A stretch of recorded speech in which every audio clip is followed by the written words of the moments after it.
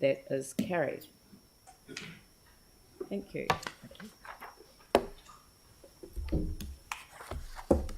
Now we move on to the annual plan itself. And before I hand over to the Chief Executive, just to say a couple of words, I just wanted for us to kind of reflect on where we're up to in this process. And as I said in my introduction to the annual plan, this is starting from a very different place from the very first annual plan that I presided over as mayor back in the 2014-15 year, and I've reflected on the issue we faced at that time with unbudgeted commitments we couldn't fund, including getting back our accreditation. We forget that we had to put $10 million on that budget so that we could get back to accredited status to issuing building consents. We couldn't fund our commitments under the cost-sharing agreement. And then we had the March-April floods.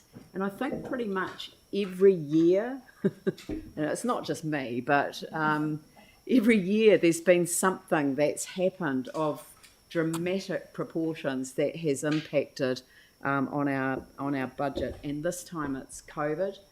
We were very aware of that going into the long-term plan process. So there has been consideration made of our, of the issues relating to COVID and the impact that it's had on our ability to budget in a very insecure environment. But we said with this annual plan, which is the second year of the 3-year operational plan that we put in place as part of our long-term planning process, we go into this, we said, with a light touch. We'd really consulted quite considerably on our long-term plan, and as a result we were going in with a light touch to make some amendments to the this year's annual plan, and then we would take into account the circumstances that have occurred since the time we signed off the long-term plan, and we'd take into account the feedback that we got from the community. And I think the amendments that I have in my name, or the recommendations that I have in my name,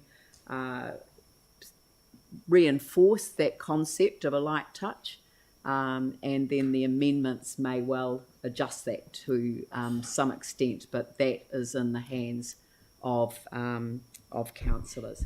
So on that note, I will hand over to staff to give us some context and then some consideration of the approach of, and I was just going to allow Dawn to say a few words by way of introduction as well, but I did want to acknowledge staff for the incredible amount of work.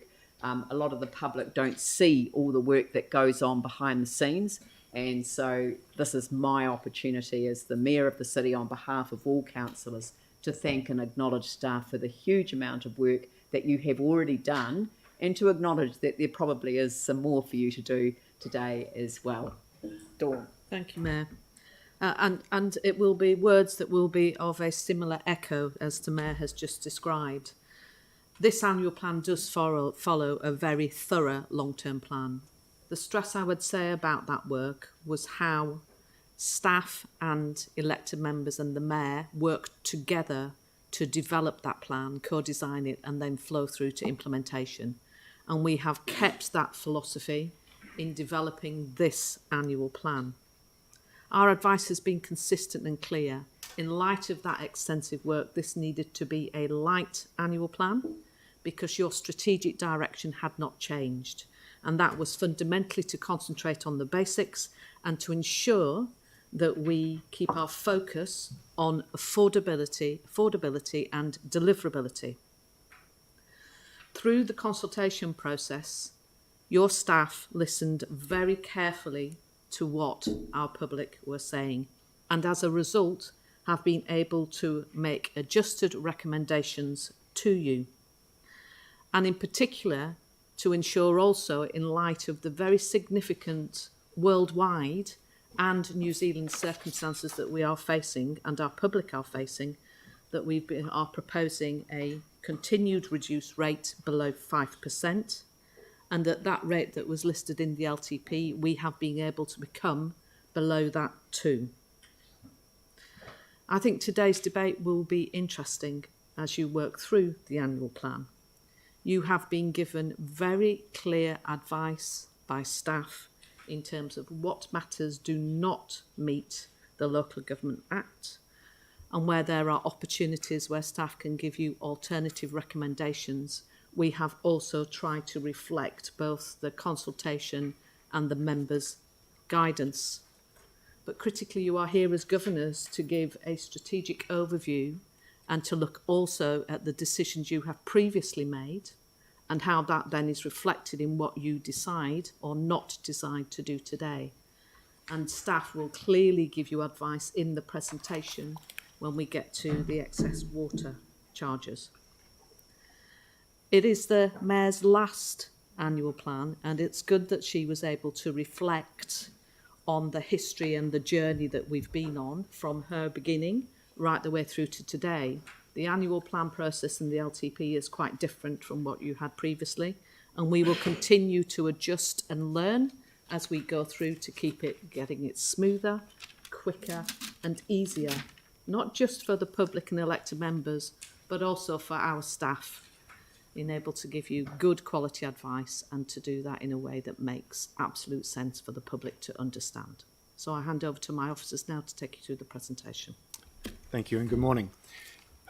Just to quickly recap from a staff point of view, as the Mayor and the CE have said, the long-term plan was meticulously researched and considered by both governance and staff, and it's pleasing to see how well it stood up to this process of an update. When we went out in February with the draft, of course we hadn't had our annual 100 year event as we normally do. So we've got COVID, lockdowns, commodity, Ukraine. You're aware of what those impacts are. The fact that we've come out this end with a recommended annual plan that does not cut levels of service, still has an expansive capital program for the city, and has rates below what was tipped in the LTP, is actually quite a neat trick to pull off. And I'm not sure everybody quite understands that balancing act, perhaps in the public arena, as well as they might. So what we'll go through today are the changes to OPEX, CAPEX. There are some minor changes to levels of service. The Mayor's recommendations actually don't represent a huge variation from the long-term plan. If you look at the footprint, the long-term plan still remains the flagship document for the direction of our city. However, it does get updated by this process to take into account events in the world and the feedback we receive from the community. And it's safe to say that in both cases, the level of research behind that has been exhaustive and no stone has been left unturned.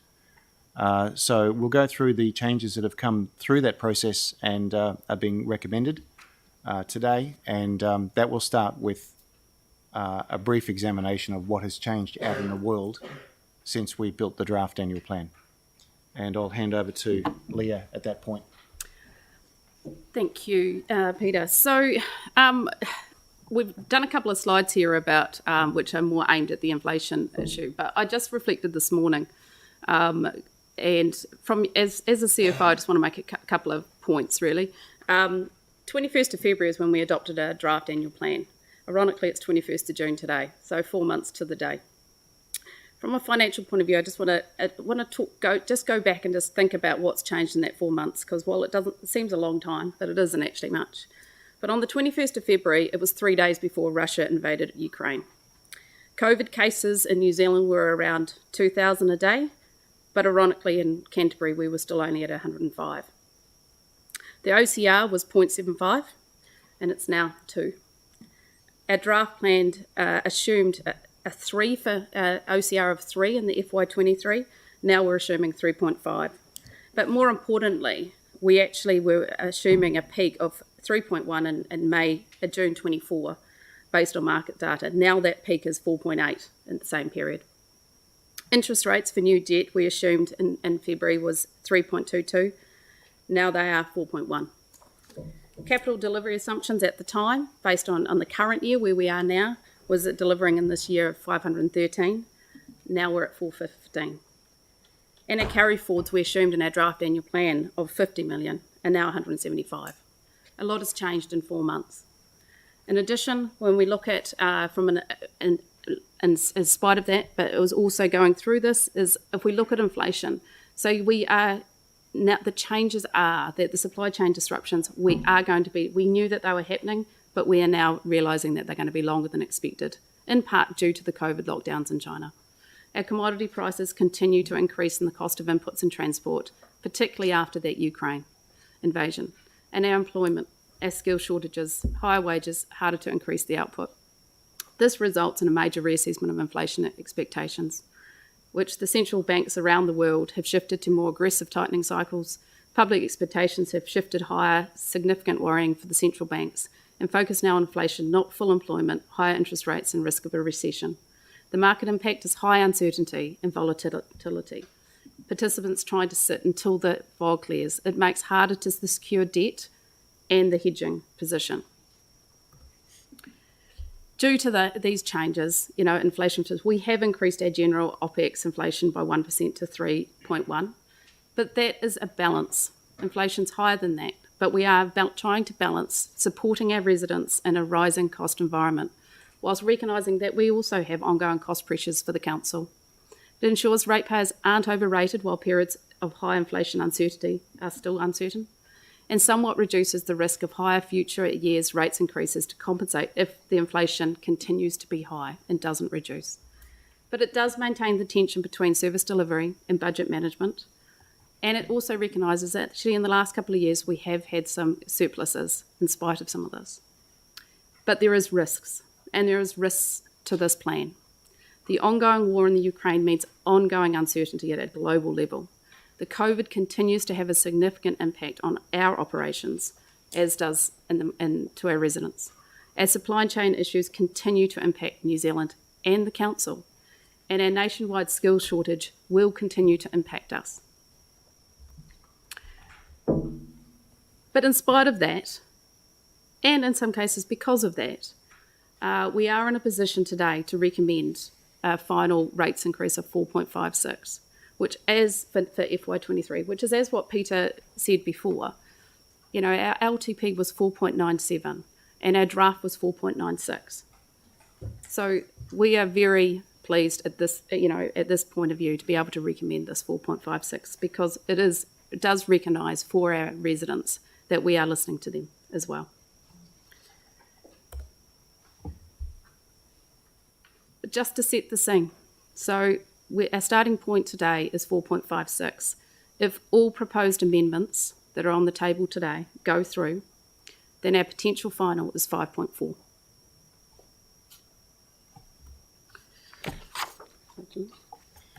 Sure. Just to reiterate for those who weren't involved, councillors may propose amendments to the recommended annual plan.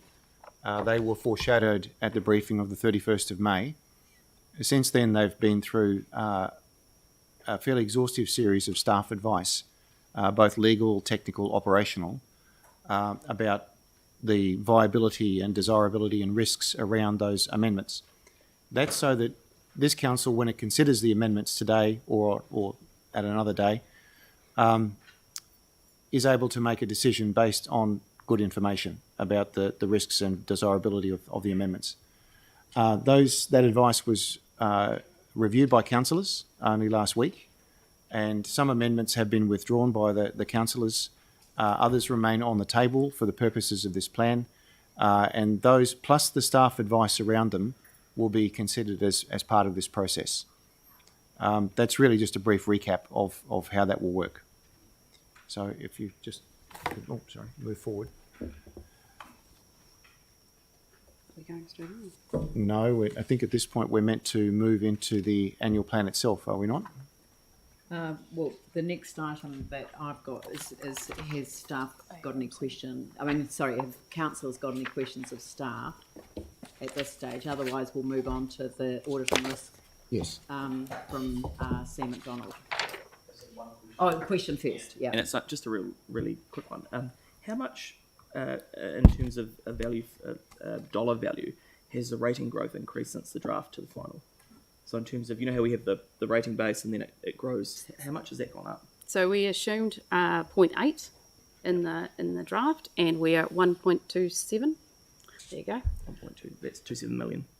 No, that's the percentage increase of So rating do grade. we know what that works out as additional revenue for the council? 2.9. 2.9 million.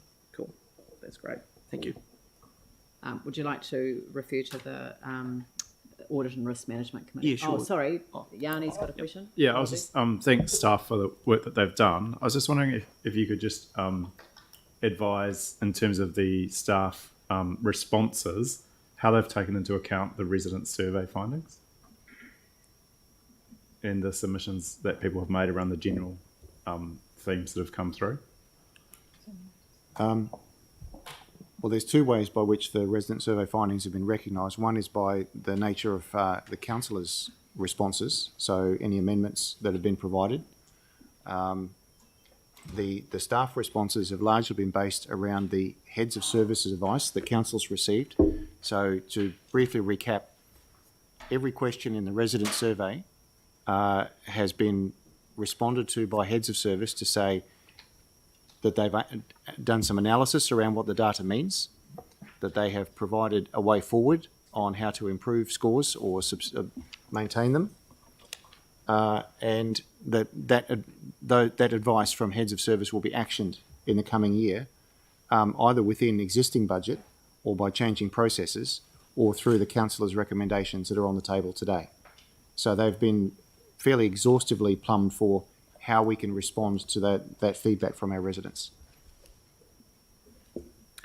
And just on that, sorry, you should never try and do things by memory. It was 1.9 in answer to your question. 1.9 million, yeah. Oh, just the only other thing, Mayor, I would say is the slide that I had in regards to if all the proposed amendments go through at 5.4, the only difference to that is there's been slight changes to the amendments by Councillor Johansson, which we haven't, obviously, these were done yesterday, so that there may be a slight change to that. We haven't quite costed a couple of those up. All right. So, Sam, if you could address the Audit and Risk Yeah, sure. Management So Committee firstly, Kim Wallace recommendations. sends her apology. She isn't in Christchurch today, otherwise she would be here for it. The Audit and Risk Management Committee met last week to consider the annual plan and went through everything. They noted that, and I say it every year, that the Audit Committee looks at the process that was followed. So it's not necessarily about the material impacts of rates and things like that, but it's around how we got to this point of view. There were no concerns raised. There were probably two things that come out of it. I think one was a growing level of concern by certainly by the independent members of Audit and Risk around the time that is and the resource that goes into an annual plan. It seems to be getting worse. Was their view is that actually we seem to be consuming a lot of time on something that is not that significant. And then secondly, they're very interested in a closeout report on the annual plan process to look at how we can change that going forward. So they were probably the two highlights, Leanne, but again, we're in a pretty comfortable position to recommend the annual plan to the council. Yep. Any questions of Sam? No. Would you like to move, Sam, then recommendations 1 and 2 with respect to the Audit and Risk Management Committee report, and seconded by Andrew Turner? Any discussion? Put the motion. All those in favour say aye. Those opposed say no. That is carried. And now we move on to the suspension of standing orders. But before I do that, I just want to refer back to a point of order that was raised during the context of the earlier debate, because I'd like to make the point that this is not a standing order that is suspended in any way, shape or form, and I shall be better alert to it.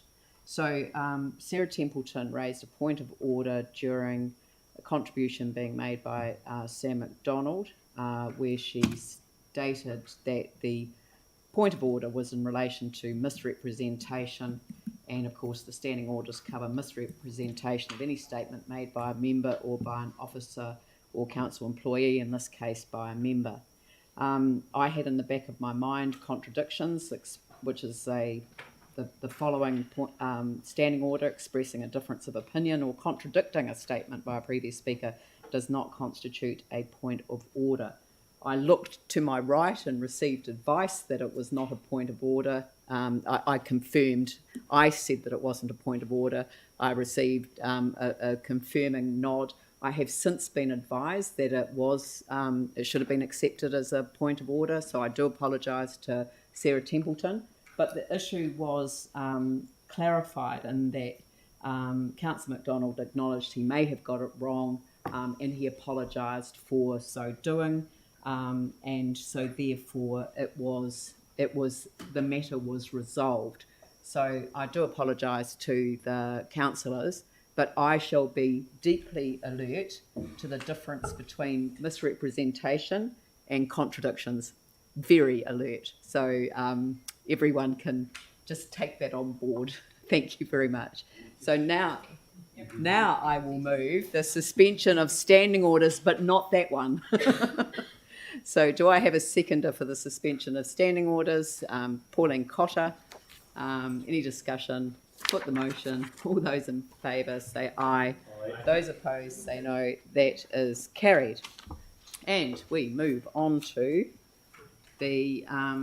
So I will now just give a little summary of how things may well proceed, if they proceed well. My recommendations have been split into topics. Each topic will be moved and seconded, and then we will deal with the relevant amendments for that topic. A reminder that we will formally adopt the annual plan later in the meeting, and it is here that councillors will be able to debate the plan as a whole. So each one of these 4 topics, and then a separate noting sort of environment, each one of them represents a debate in their own right. So there are 4 debates for amendments and my recommendations, and 1 debate for all of the provisions that are addressing issues that have been raised in the context of the annual plan, but they're noting provisions rather than amendments to the annual plan. The amendments will be debated and put to a vote. If successful, the Mayor's recommendations will be amended or added to. A reminder that the wider debate on the entire annual plan will be later in the meeting when the council formally adopts the plan, and we will have to adjourn the meeting before we adopt the annual plan so that council staff can go away and reassess the rates impact of any of the decisions that we make today that were not included at the front end of the day. After we've dealt with the amendments, we will deal with the noting provisions, and as I said before, these notes are in response to issues arising from submissions and questions from councillors. They're not annual plan recommendations, and they don't amend the annual plan per se, and I think staff have provided a wide range of advice and recommendations on these. And there are examples where work is already underway or further work or action is required, or the issue will be dealt with as part of the next long-term plan. Once all the topics have been debated, there will be that break for staff to adjust the annual plan, to incorporate any amendments and to give an update on the rates. It may be that we, as I say, we've got a fallback position of adjourning to Thursday the 23rd of June, but I'm still maintaining my sense of optimism that that may not be required. So we'll move on to you're not presenting further on these, are you? No. So we'll move to the Mayor's recommendations on the environment area, and then we'll deal with the other amendments. So I'm moving, obviously, my recommendations, and I think, Andrew Turner, you're willing to second them. And so now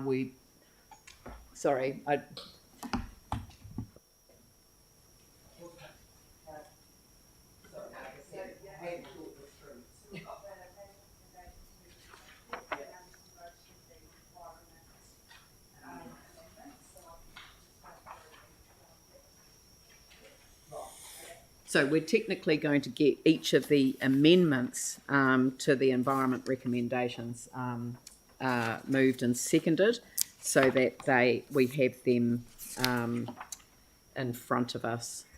We also have staff Staff advice advice. on the presentation, so if there's any clarifications that we want, we can.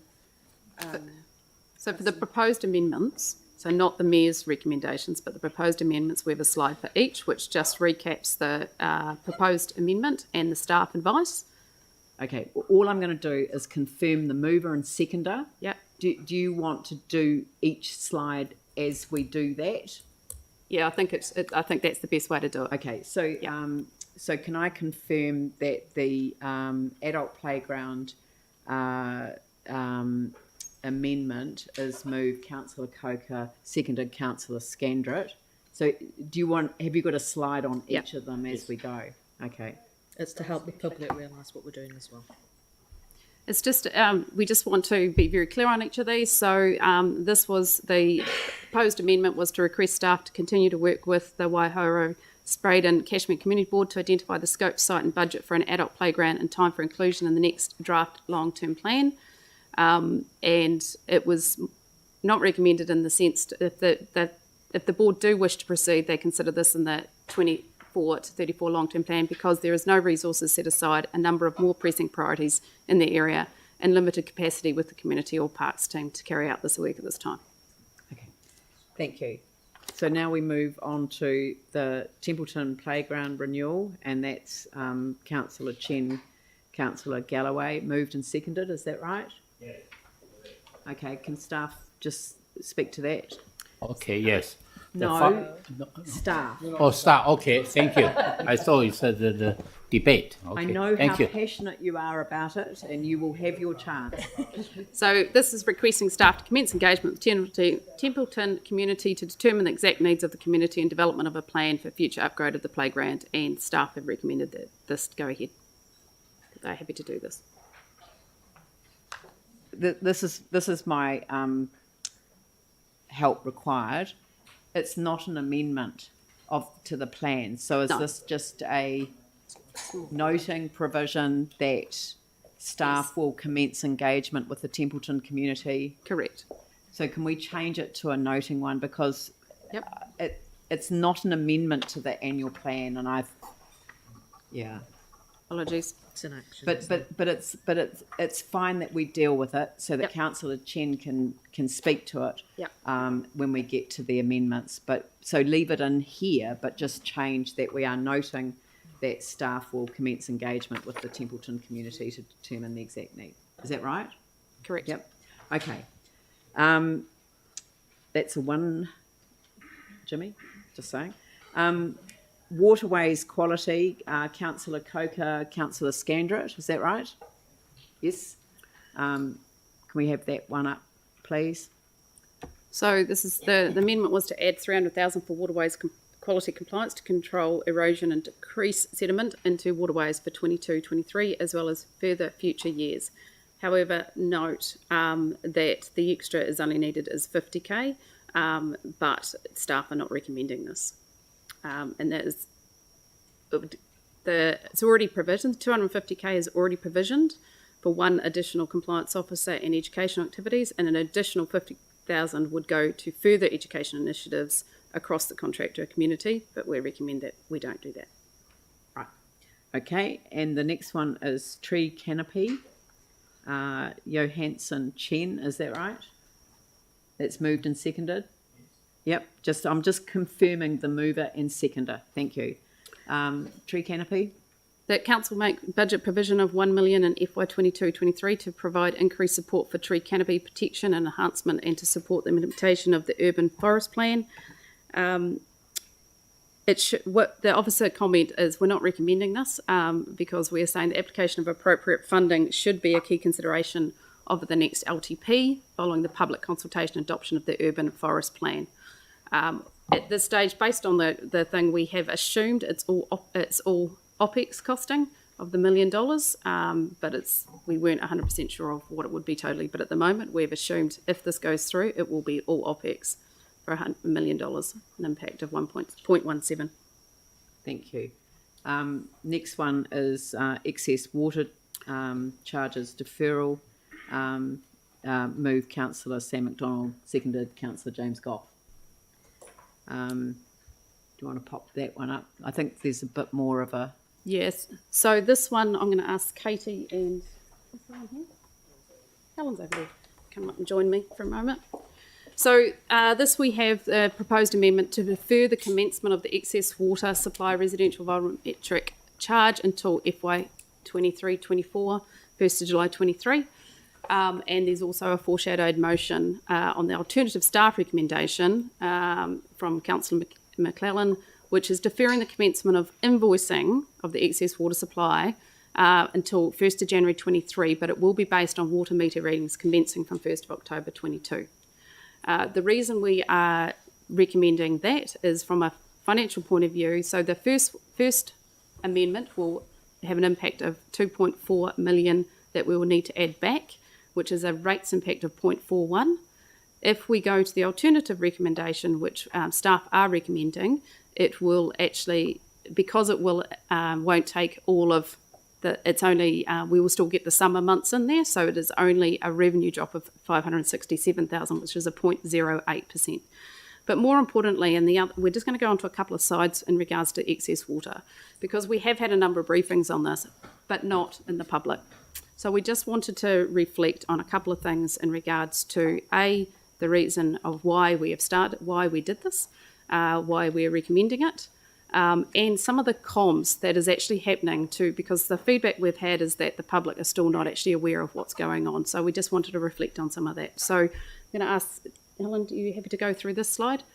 So this is a reminder to the background, and we consulted on the excess water use charge as part of our long-term plan and had a large number of submissions on it and a good debate across the city about the water use in the city and across Banks Peninsula.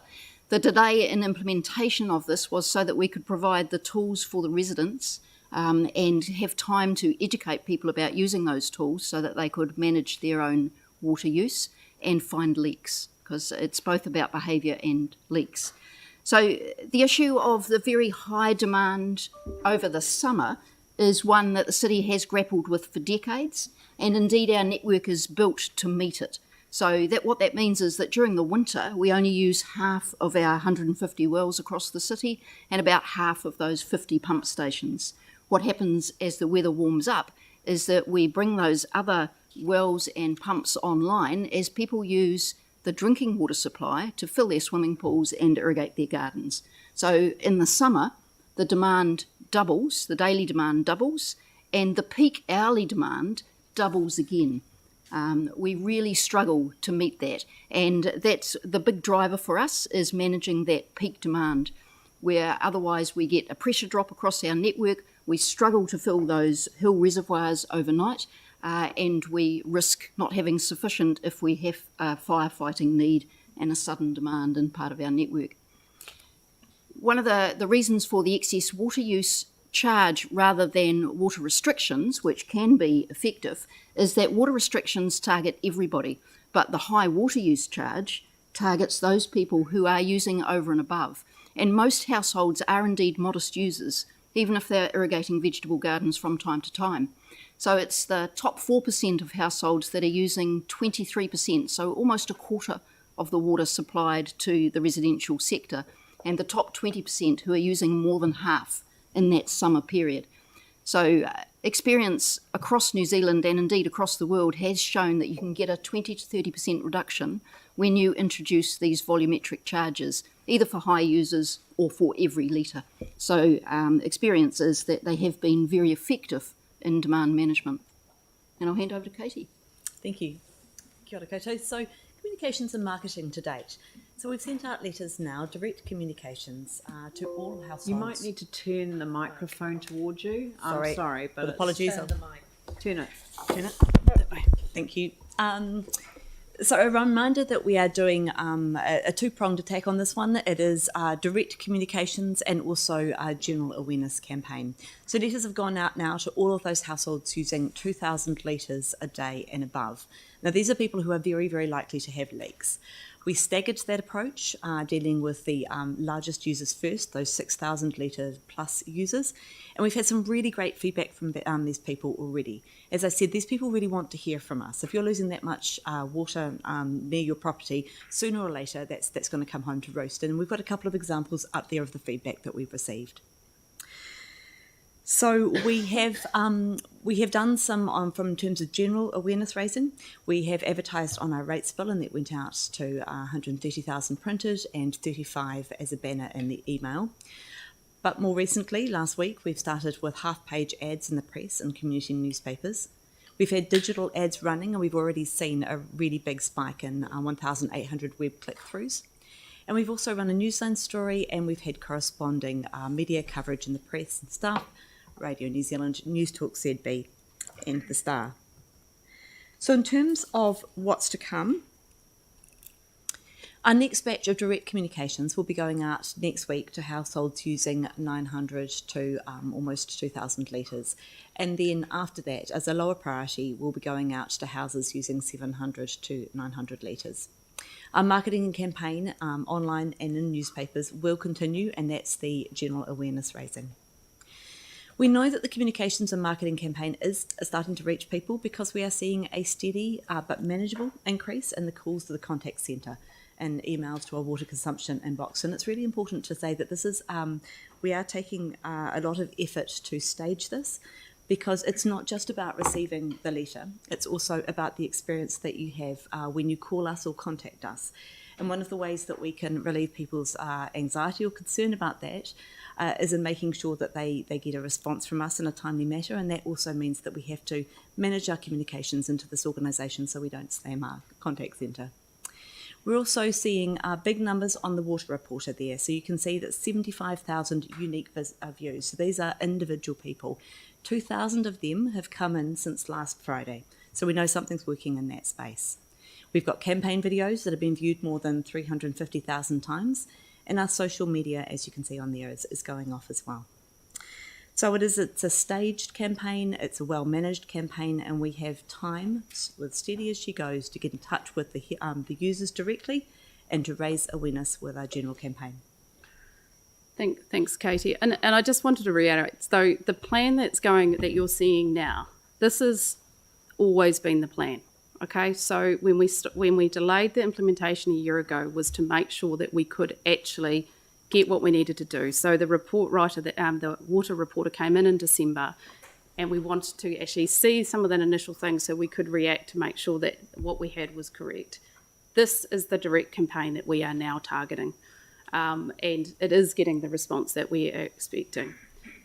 Water is a very precious resource. And we need to actually make sure that we look after it, and we need to target the people that are not using it responsibly. That is what the excess water charge is about, rather than charging all users for that. From a person that has got an extremely beautiful lawn, I am a high excess user, and what this has done for me is to reflect on that and how I change my behaviour. This is what this is about. Thank you.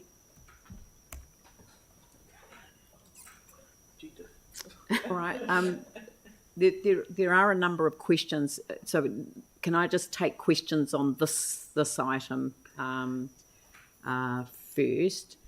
And Councillor McClellan has a foreshadowed motion, which is the alternative staff recommendation if the amendment didn't carry.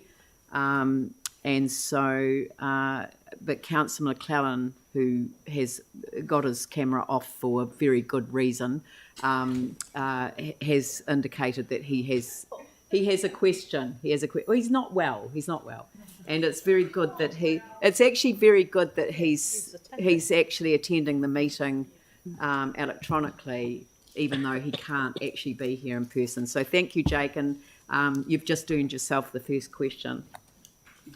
Oh, most grateful. Thank you, and thank you, Leah, as a fellow lawn aficionado. I just wondered if you could cover off the behaviour change. You mentioned that we're already starting to see some. Can you just cover off the scope of the change we're already seeing?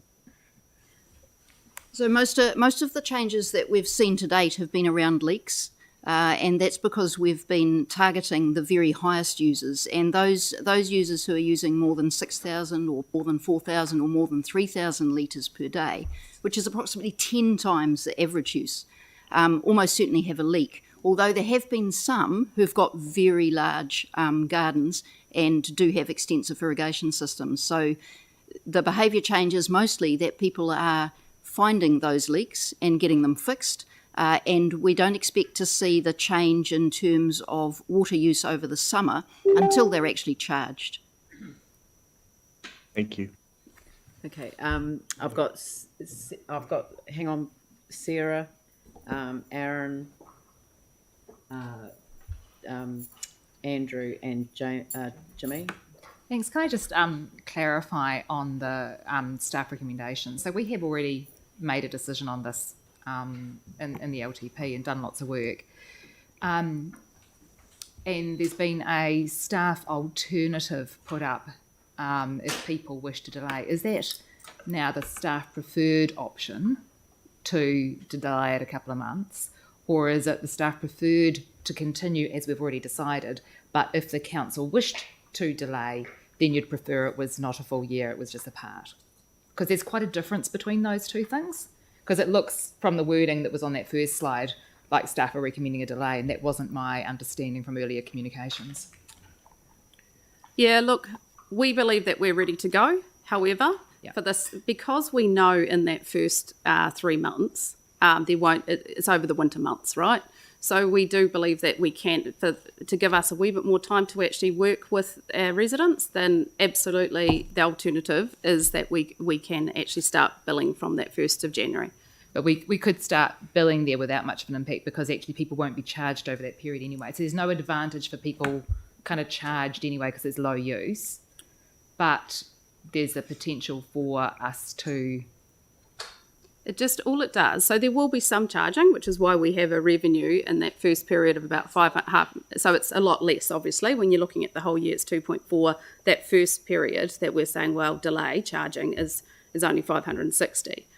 What it does do is, because the direct campaign's going through now, it just gives those residents more time to actually try and find their leaks as well. And just impacts on that. So we're just saying we believe at this stage the alternative recommendation is the right thing to do right now. Okay. Although that if they found a leak, they'd get they wouldn't be charged anyway if they fixed it, right?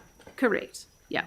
If they have told us and we recognise that it's a leak, that they won't get charged. Correct. Okay. Thanks. Aaron? Yeah, just a couple of questions. Because if it's not brought in, there's a $2.42 million hole in the budget. Isn't water ring fenced? So we can't charge for water. So in our rates currently, every single property has an amount, and it's all different. We don't pay the same for water, but everyone pays an amount for water. Is that not ring fenced that pays for all our water infrastructure as is required by the law? So then if we bring in a charge that collects $2.42 million a year, doesn't that just drop it somewhere else in water? It drops the general rate as opposed to... So why do we rate separate for water if that's affected Aaron, by the general rate? I think it was made clear that this was a decision that was made in the long-term plan. We're discussing an amendment which would delay its introduction. The financial impact of delaying the introduction would be to have to find another 0.41% to spread across everyone's rates. So this is targeted. So my question is water not ring fenced? Because you can't charge for water, you can only charge for the delivery of water. The excess water charge is about the impact on infrastructure. It was the whole point of the presentation and the whole point of the discussion we had during the long-term plan. I think you need to understand the decision we made in the long-term plan first. So perhaps there's a lot of those I don't understand. But the No, seriously. Yeah. If staff could just quickly explain the long-term plan provision on excess water charges and the impact of delaying it for a year. Yeah, if we delayed excess water for a year, that would increase the targeted rate for water, and that is paid by people who are connected, or if you have water pipes running past, just the normal water targeted rate would go up. For everyone. Correct. For everyone. For everyone. So does that answer your question? So then the water is ring fenced is the answer. Yes. Sorry. Yes, Correct. yes, it is. Yeah. So by bringing this in, other people are getting a reduction in their water. That's correct. It's already. Okay. Okay, so that's all. That's the No. question. Thanks, Sarah. That was very helpful. Andrew. But then, if behaviour changes, which is the goal we're after, if everyone plays by the rules and doesn't use excess water, where does the 2.4 million come from? So the behaviour change is for most people. So there'll be two changes. One is that people will have an incentive to find and fix leaks, and that will go across everybody. At the moment, no such incentive exists. If you've got a small leak, it's cheaper and more economic for you to not fix it, because there's no driver to fix it. Once this comes in, there will be a driver to fix it, and the fact that we're reading the meters quarterly instead of every 2 years means that we're finding more. The second behaviour change is around whether or not you use so much water outside. Some people will make that change. We expect most to. Some people will choose to continue to irrigate, and they will pay the excess charge. So what we've done in terms of estimating the revenue coming in is we've estimated how much we'll see a behaviour change and how many people will continue to use that water, and then we've estimated the revenue. All right, so this is based on the assumptions made on how many people will That's change. true. So we've discounted it for the behaviour change, and we've also estimated the operational savings that we'll get if we manage that peak demand. So we'll get operational savings across energy, but also across contractors and staff not having to race around every time we get 3 or 4 hot days in a row and get all of those pump stations running, all of the chlorine dosing systems up and running, and all of the wells open and working. So there's some operational savings in there as well as the revenue. Okay, and just finally, because most of this hasn't been in the public, but the one complaint the public have about this is fix your own leaks. How much are we leaking a day now as opposed to in the past? So we have, as you know, an increased capital program, and we've got a big focus on renewals in the water supply sector, and that will get on top of our own leaks. And we've also got a very focused program with our major maintenance contractor to get onto leaks at Toby's, which are very visible, and we've had quite a few of those over the past 2 or 3 years. And what we've done, instead of going back and repairing those 3 or 4 times, is we've got a big replacement program. So people are getting a new meter and a new connection assembly at their boundary, which is reducing those leaks as well. So there's quite a focus on leaks across the network. But our side and the other side. But our numbers down. Our number will start to trend down as those renewals roll out across the city, yes. Okay, thank you. Andrew. Thank you. So given that we've been advised that the majority of the revenue that comes in from this, or the majority of the billing, will be over the summer months as people are watering gardens, filling swimming pools, the $567,000 with a rates impact of 0.08% in the alternative recommendation, what is that made up of? Like, what are people doing to end up being charged to that degree in what are definitely not summer months? In fact, some of the months of the year when people would be doing least gardening, July, August, September, and I doubt people are using outdoor swimming pools at that time either. Some of that will be some of that will be leaks that people have not got onto and have not repaired and have not told us about, so they will be charged for those. And some of them will be people who just have high use because they've got spa pools or swimming pools that they keep using through those cooler months. And some of them will be very large properties. So there are some very large properties, for example, where you've got essentially boarding houses, but they're residentially zoned rather than commercially zoned, and they do use a lot of water. So there are, for example, there's a large property it's actually across on Banks Peninsula, that's got 4 households on it, but it's 1 rating unit, and they use a lot of water. So the leaks, and clearly we've had some communications from people with leaks, and there have been some interventions already. Are they likely, thinking of the communications that we receive and the work we've already done, to be people that didn't know this was coming and have been caught out, or people that know that they've got leaks or could or should have known they've got leaks and just didn't bother to do anything? They're people who have major leaks that are between the connection and the house, so they're leaking before the water gets to the house, and because they're on freely draining soils, there's not even a green spot in the garden, so they did not know they had that leak, and they're major leaks. However, there's also people who have minor leaks or minor water wastage in their house, like a running toilet system, and those people will start to see the impact of that as they go and have a look on the water reporter and see that their use is much higher than average, and they'll go and look for it and find it. So there's the major leaks where they're leaking several thousand litres per day, and then there's minor ones where I'm a couple of 100 litres higher than the average household. Why is that? So educating people and driving them to the water reporter is the way that they can find out about that before they find out by getting a bill. That's right. But we are in direct communication with them as well, with a group of them as well. So we've got rolling communication going out to people as they come up as high users. Yeah, thank you. Can I just pick up on that education moment, and given that we're live streamed and that we're during our annual plan, could you tell everyone how you can find out if you've got a leak on your property, one of those excessive leaks?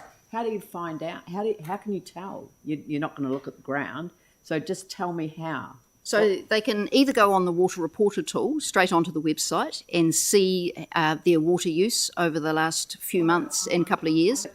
This is somebody who's done that and they know, oh my God, I've got a leak. How do you confirm that? How do you find the leak? Yeah, no, how do you confirm it? Don't you switch something off overnight and have a look, do the readings? Isn't that right? Well, or go and read your water meter. Go and read your water meter. Yep. Don't use any water overnight, and then go and read it again in the morning. Right. And you'll see it ticking over. Right. So that's the answer to that question: is that you literally read it before you go to bed at night, and then get up in the morning before you flush the loo, and bolt to gate. Read it again, and then you know that if there's been a substantial amount of water used overnight, you actually know that you've got a leak. So that, I think that's worth repeating for people, because and we've got a public teaching opportunity here, and how to find a leak. It's just one of the things that mayors like to know. Yeah. I've got Yanni. Yeah. Thanks. Oh, sorry, I had Jimmy first. Jimmy. Thank you. Quickly, there are 3 questions. The first one, I remember back to the last year long-term plan discussion, staff particularly mentioned those excess water use, the average about the 20% above is the 700 litres per day. But now, practical figure feedback, actually, if over the 700 litres per day per household, actually is in citywide 33.6%. But even some other areas more, some other slightly lower. But now it looks like 900 litres per day. Then citywide is 21.6%. So I just want to know, from now on, whether the 900 litres per day, there is a serious hole. If more than 900, that's excess water charge, or still back to the 700 litres. So the targeted rate kicks in at 700 litres per day. So if your water use on average is over 700 litres per day, you're liable to get a charge. However, if in the quarter that you're being charged for, you don't go over 900 litres per day, then you will not be invoiced because the amount would be less than $25 and it's not economic to collect less than $25. So in practice, the charge, the allowance becomes around 900 litres per day. However, if you use 1,000 litres per day, you'll be charged for the units over 700. So it goes back to 700 for the charge. And the amounts, so approximately 20% of the city estimated to be over the 700. When we estimated that, we took into account behaviour change. So we expect people to change their behaviour once excess charging comes in, and those people who are just on the edge to go, ooh, okay, I just have to be a little bit more careful, and it drops them under. So when we estimated those amounts, we took into account that people would go out and fix leaks, find the leaks and fix them, and that they would be more careful with water around the home. So while last summer, approximately 30% are above that 700 litres, we expect this summer, once the charges are in place, that will drop to 20% or perhaps even fewer. Question is if these are two options, one option defer for 1 year, the other option defer for the half a year. But if we take into account those amount of excess water, because the first one, because there's a whole year delay. So the calculate the figure. Second one is half a year, but those half a year particular focus on the last 3 months from October to December. There is between the more springtime and the summertime. There probably is more, average more water use. So I just don't know these two different season or timing, how to calculate those extra water use. So average or not? So the calculation of those usages over the summer period and then the estimated charges and impact on revenue is not an exact science. So we can only estimate how much people will change their behaviour, as we can only estimate how hot this particular summer will be. So the water use over the summer is directly in proportion to how hot and how dry it is. That is the main driver of water use over the summer. So all of those numbers that we've given you are our best estimate. Last question is regarding to the per household. If the number of people over the 8 people, then they probably can consider the kind of exemption. But my question is, how to give the evidence they just talk to us honestly, or whether have a staff check whether it's over the number of 8. And also some people I heard they talk to me, why it's not 7 or 6? Why is has to be the 8? So how do we to set up this number 8 per household? So we don't have exact information on household size and the corresponding water use here in Christchurch, but we do have very good information from Auckland because Watercare have been using volumetric charging for a number of years, and they've done a number of surveys across Auckland. So that's where we got the estimate for the household size of 8, and that 700 litres is sufficient for ordinary use. And in fact, given that it's now effectively 900 litres per day, that is sufficient for ordinary household use. Okay, thank you. Yanni. Thank you. Just wanted to check 2 things. One, when will, of the eligible meters that we know of, when will they have 4 quarterly readings so that they can see how much water they've used per quarter? When will we get to 100% of households that we're currently reading, because we know that they have a meter, being able to see what their full year's usage is? It's increasing with time, but I don't know exactly. Yeah, I haven't got someone from my water services unit here with me today, but we are improving the read numbers every round. So at the moment, we're not getting every metre every quarter. However, we're improving every round. So the monthly rounds are improving all of the time, and we're certainly focusing on those single households as a high priority. Okay. Just, do we have any sense of the new entities that are being proposed by government around what they're going to do in the water charging space, or is that still unknown? No, that's still open. So the Water Services Entity Bill doesn't specify charging, and all of the earlier information around water reform has left it open how the charging would be carried out. Okay. And have we seen any? I mean, I know there's been a lot of papers and discussion around the new entities and the new regulator. Have we seen anything that would suggest that there's an incentive to promote water conservation or water use reduction in any of those documents? No, but I would expect it to come through because Te Mana o Te Wai undermines a lot of the new legislation, and the principle of looking after water as a resource will certainly go through all of those water services entity as principle. Right, okay. And sorry, final question from me was just in regards to working with Kāinga Ora. Have we done any work around engagement with Kāinga Ora?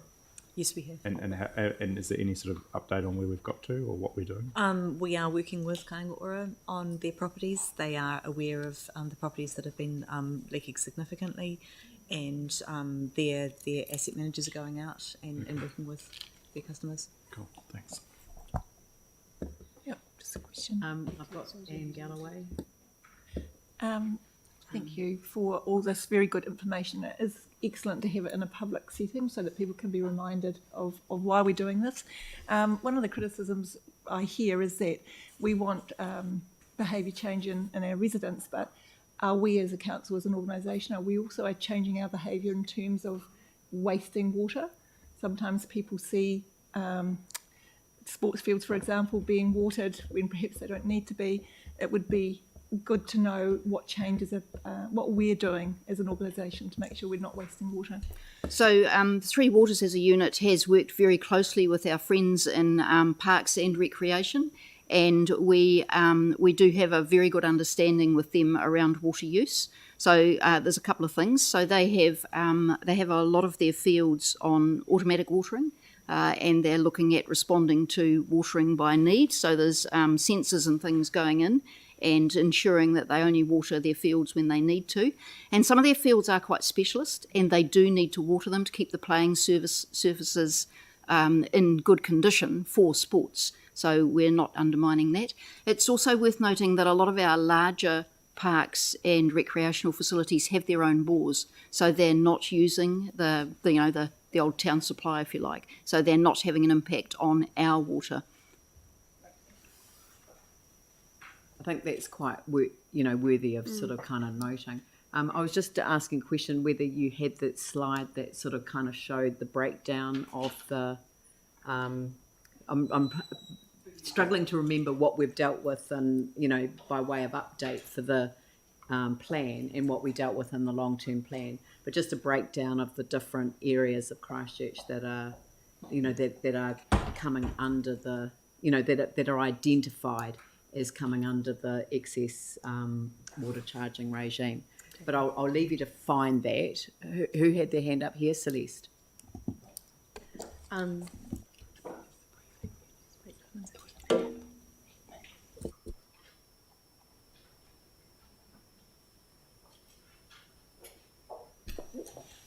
I think in terms of parts of the city that are more affected than others, it's the people who are more likely to get an excess water use charge are people who are on large sections.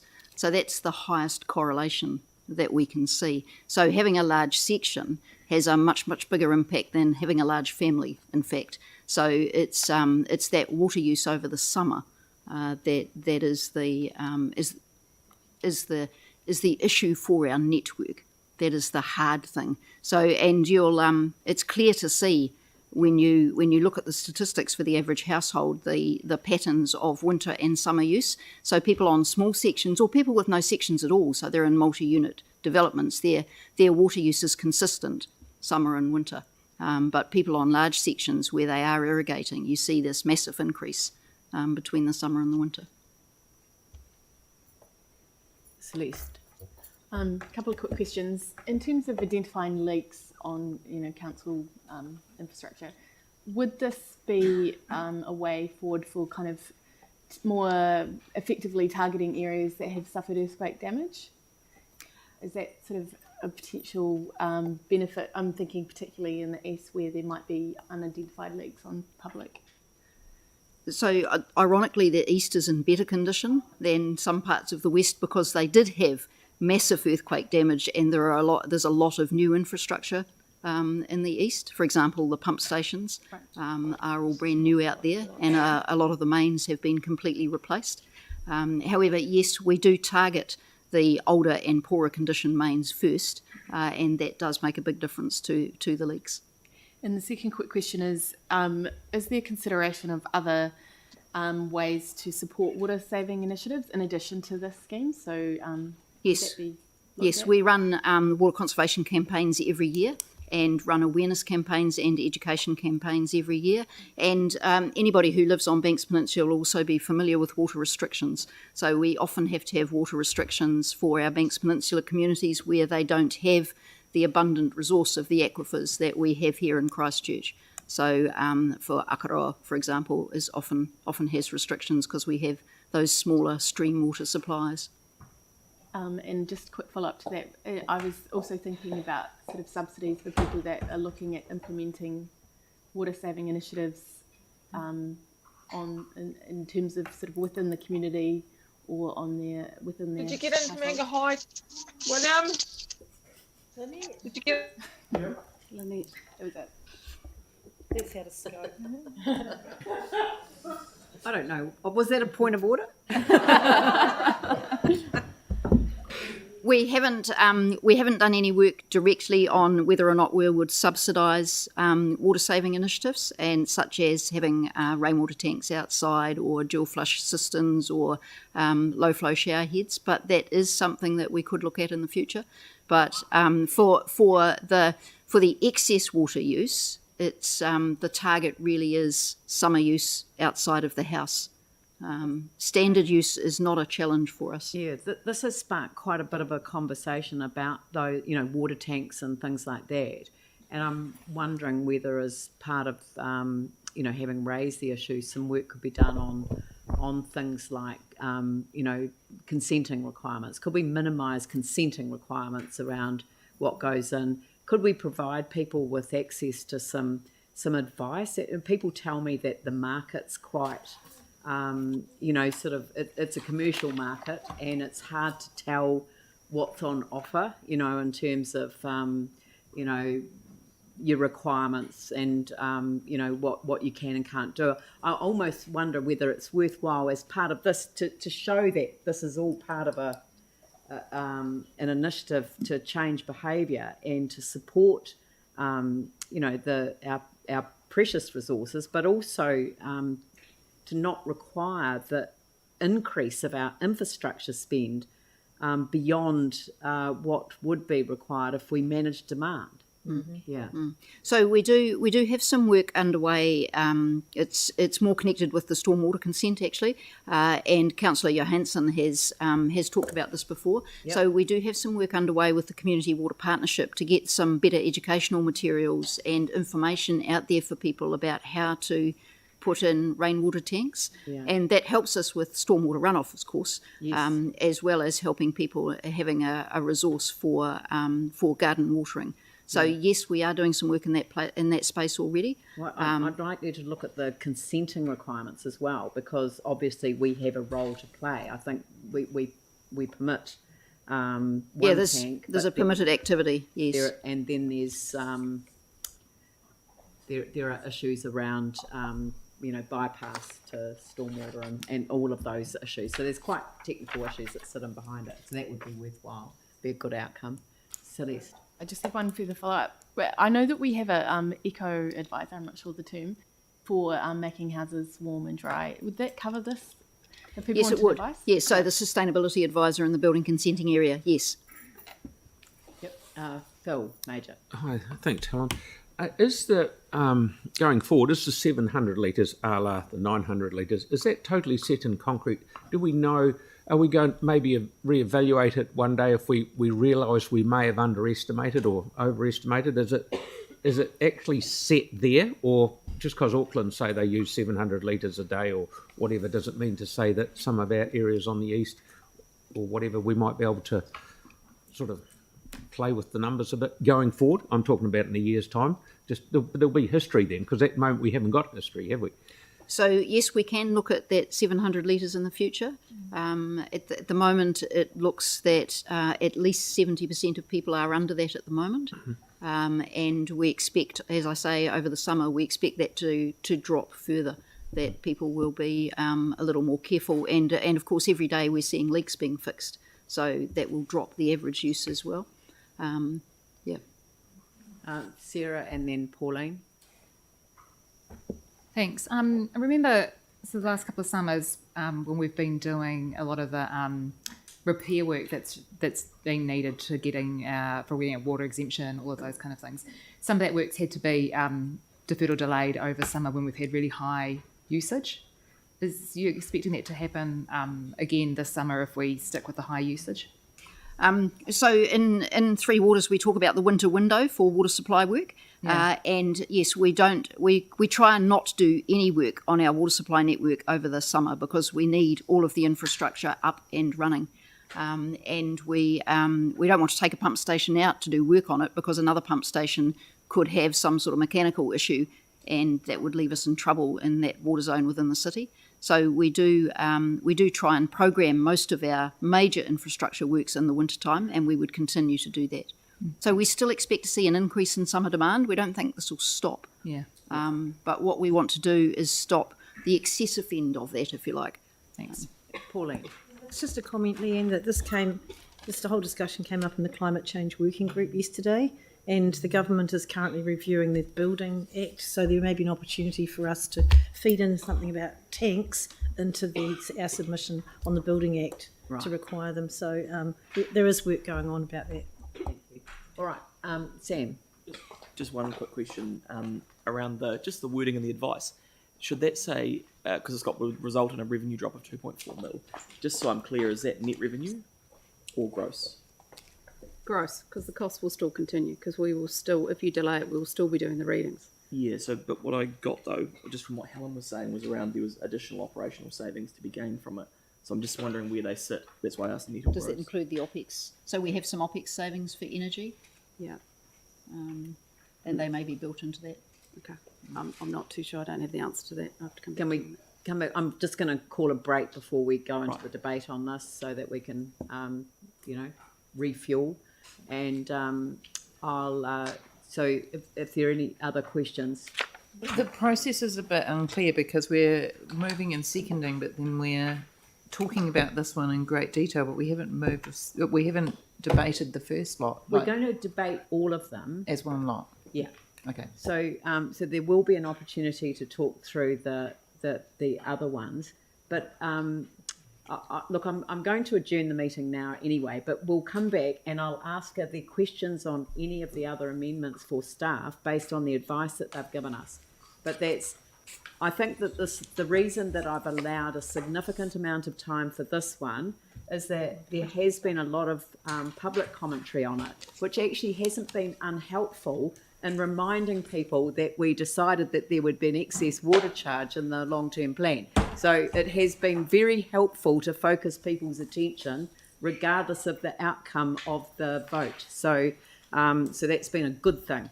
That's why it's taken up so much time. But I do want to adjourn the meeting, and I will adjourn it until 22:12. So I'll adjourn the meeting until 20:12. We'll come back with the answer to Sam's question, ask if there's any additional questions on other issues that we're dealing with in the environment section, and then we'll move to debating it.